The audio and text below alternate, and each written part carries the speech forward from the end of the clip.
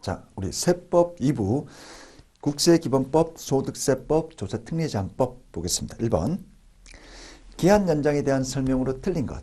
1번 동고가족 질병, 중상해 6개월 이상 치료 필요할 때 연장 사유입니다. 2번 기한 연장을 받으려는 자는 만료일까지, 아니죠, 만료일 3일 전까지 신청해야 됩니다. 정답 2번. 3번 행정기관의 장은 세무서장이 되겠죠. 기한 연장 신청이 있는 것에 대해 기한 만료 전까지 승인 여부를 통지해 줘야 됩니다.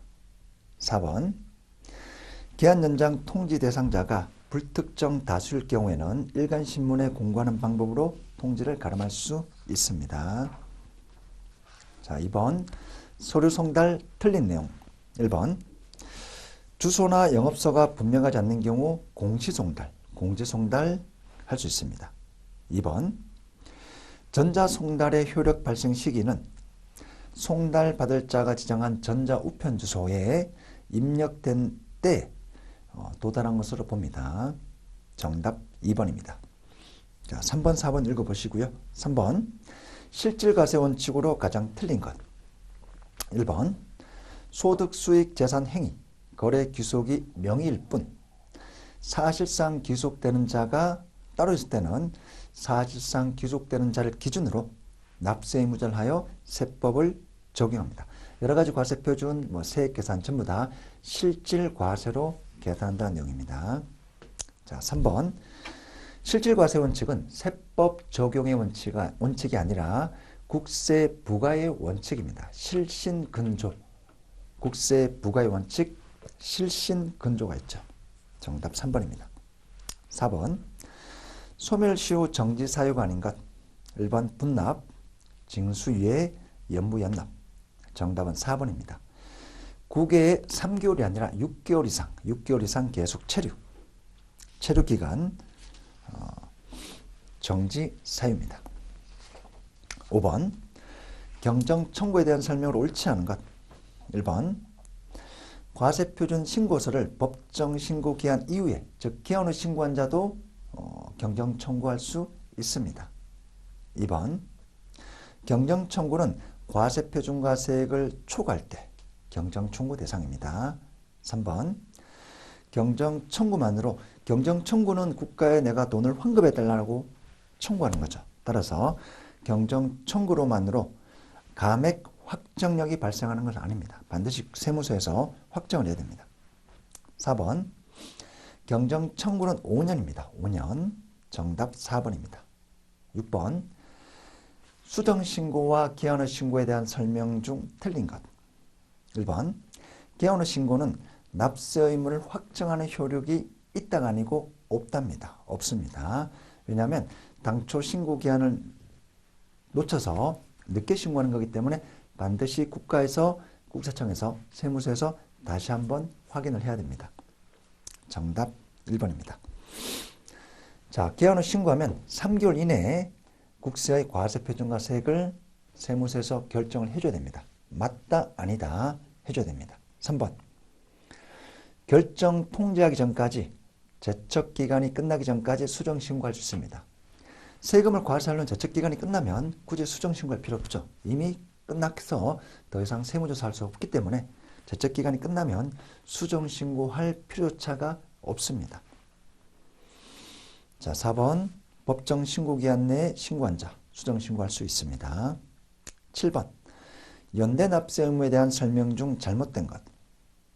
자, 1번 한 명에게 전액의 납세 의무 부과할 수 있습니다. 2번 한 명이 전부 이행하면 다른 연대 납세 의무자에게도 납세 의무자의 납세 의무도 소멸합니다. 3번 1인이 조세채무 전액을 납부한 경우에는 다른 사람에게 구상권, 내가 너 대신에 돈을 내줬기 때문에 그 부분을 달라는 구상권 행사할 수 있습니다. 4번 분할로 인한 연대납세 의무는 분할로 승계된 재산가액 한도로 연대납세 의무 칩니다. 정답 4번입니다. 8번 원칙적으로 불복 청구를 할 수 없는 자. 자, 1번 세무사 가능하고요. 2번 세무사가 아닌 어떤 배우자, 사촌인의 혈족 등은, 즉 가족은 청구 대상의 3천만 원 미만인 경우에만 선임할 수 있습니다. 정답 2번이고요. 9번 세무조사건에 대한 설명으로 잘못된 것 1번 세무공무원은 공평한 과세를 위하여 최소한의 범위입니다. 최대한의 범위가 아니고요. 최소한의 범위 내에서 세무조사를 이행해야 됩니다. 납세 의무자의 부당한 재산권을 침해하지 않아야 된다는 거죠. 권리 보호를 해줘야 됩니다. 납세자 권리 헌장에 이런 내용들이 있습니다. 자, 2번 특별한 일정한 경우 아니면 같은 세목에 대해서 재조사할 수 없습니다. 3번 수시선정 세무조사 사유를 제외하고는 세무관수의 임의로 보관할 수 없습니다. 4번 누구든지 세무공무원을 하여금 공정한 세무조사를 저해하는 행위를 해서는 안 됩니다. 당연한 내용이죠. 10번 과세 전 적부심사 배제 사유 아닌 것. 자, 1번 납기 전 징수, 2번 수시부가 사유, 4번 조세범 처벌법. 정답은 3번입니다. 청구 금액에 따른 그런 내용은 없습니다. 11번 국세기본법상 대리인 옳지 않은 것은 1번 세무사 대리인 할 수 있고요. 대리인의 권한은 서면으로 증명입니다. 서면으로 누가 내 일을 대신한다. 제출해야 되고요. 3번 대리인은 특별 위임 없이도 청구의 취하를 포함한 모든 행위를 할 수 있다. 일반적인 행위를 할 수 있지만 청구 취하, 나 더 이상 불법 청구 안 하겠다. 이런 청구의 취하는 특별한 위임을 받은 경우에만 합니다. 특수한 경우니까. 정답 3번입니다. 12번 소득세법상 과세기간에 대한 내용으로 틀린 것. 자, 1번 1월 1일부터 12월 30일까지 비거주자가 국내 주소 두면 주소를 둔 날. 3번 거주자가 해외 출국함으로써 비거주자가 되는 경우에는 출국한 날까지 1월 1일부터 출국한 날까지 거주자로서 과세표준 계산이 됩니다. 정답은 4번입니다. 과세기간 1년에 미달하는 경우 사망하면 1월 1일부터 사망일까지인데 월할 계산 이런 거 하지 않습니다. 13번 금융소득에 대한 설명으로 가장 틀린 것. 자, 출자 공동사업자 배당으로 그 비율에 따라 손익분배 비율 배당 소득으로. 2번 공익신탁이익은 비과세입니다. 비과세입니다. 정답 2번이고요. 3번 보통예금 14%. 이자소득 금액은 필요금이 없기 때문에 총수익 금액이 이자소득 금액입니다. 14번 이자소득 수입 시기 옳지 않은 것. 자주 출제되는 부분이고요. 자, 1번 저축성 보험 차익 지급일 기일 전에 해지하면 해질, 즉 만기 전에 해지하면 해질. 2번 통지예금은 인출일. 3번 직장공제 초과 반환금 약정. 4번 상속되거나 증여되면 상속일 또는 증여일이 귀속시기입니다. 정답 4번입니다. 15번 사업소득 계산할 때 총수익금액에 산입되는 것. 자, 1번 이월된 소득금액, 총수익금액 불산입. 이미 전년도나 그 전에 과세된 소득이기 때문에 다시 할 수 없습니다. 입금 불산, 총수익금액 불산입. 2번 간편장부 유형자산 처분. 복식부기 의무자는 총수익금액이지만 간편장부 의무자가 유형자산 처분하는 경우 처분이익은 과세 대상이 아닙니다. 따라서 총수익금액 불산입. 3번 환급받은 소득세, 지방소득세, 총수익금액 불산입. 4번 종업원에게 재고자산을 주는 거. 우리 부가가치세법의 개인적 공급과 유사한 논리입니다. 시가로 총수익금액에 과세가 됩니다. 16번 주택임대소득. 자, 우리 주택임대소득은 고가주택이 아니고 부부 합산해서 한 채만 있으면 비과세입니다. 비과세. 다른 주택 없고 주택 한 채만 있으니까, 그리고 다른 소득이 없기 때문에 소득세는 없는 거죠. 없습니다. 보증금은 3채 이상, 월세는 2채 이상. 한 채라도 고가주택이면 월세 과세인데 고가주택이 아니니까 비과세. 정답 1번입니다. 17번 비과세되는 근로소득으로 틀린 것.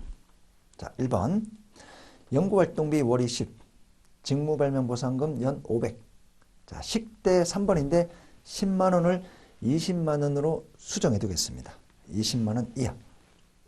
4번 출산으로 받는 급여.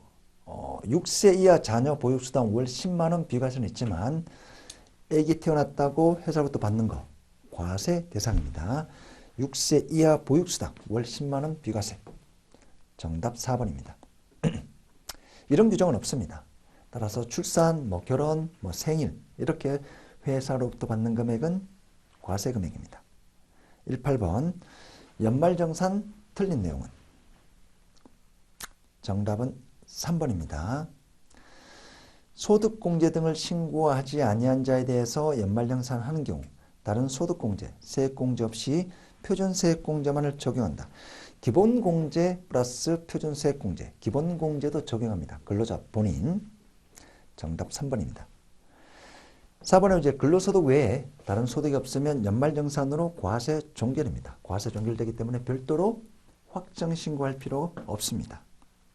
19번 연금소득에 대한 설명으로 틀린 것. 자, 1번 유족연금 비과세. 2번 연금소득공제 한도 900만 원. 3번 수입 시기는 지급받기로 한 날입니다. 약정일이죠. 정답 3번입니다. 2연 퇴직소득. 퇴직할 때 퇴직금을 IRP 계좌로 이체하고 과세 이연된 퇴직금은 나중에 연금으로 수령하면 연금소득으로 무조건 분리과세 종결입니다. 30% 또는 40% 할인한 그 퇴직소득세를 매월별로 n분의 1해서 분리과세 종결.